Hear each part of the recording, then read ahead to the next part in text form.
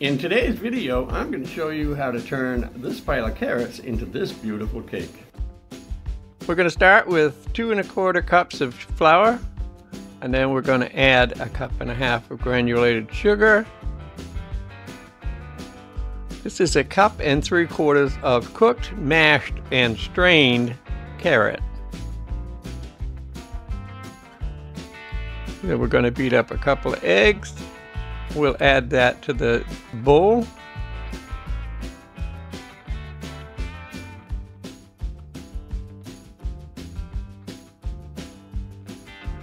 Then we're going to add a tablespoon of maple syrup.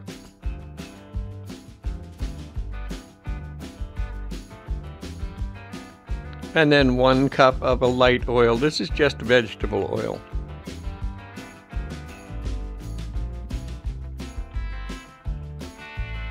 We're going to stir that together,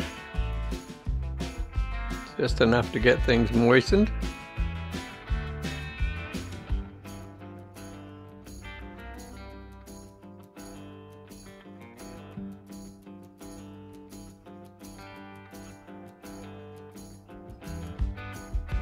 Then we're going to add a teaspoon of baking soda, a teaspoon of salt, and 3/4 teaspoon of cinnamon. The recipe actually called for 1/2 teaspoon, but 3/4 was more like it should have been. And then we're going to mix that up. I decided I was going to use a hand mixer because it wasn't mixing really well, and I'm the impatient type. The mixer does a much better job of mixing it than I can do with a spatula by hand.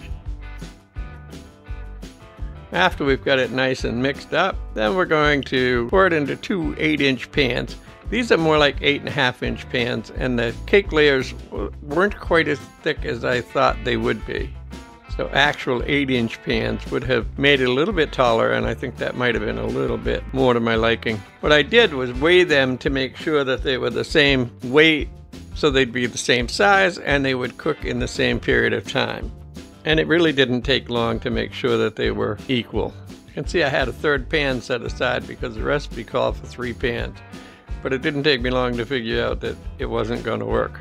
While I'm doing this, the oven is heating to 350. And once they're exactly the same, they head off to that oven where they're going to stay for 20 to 25 minutes.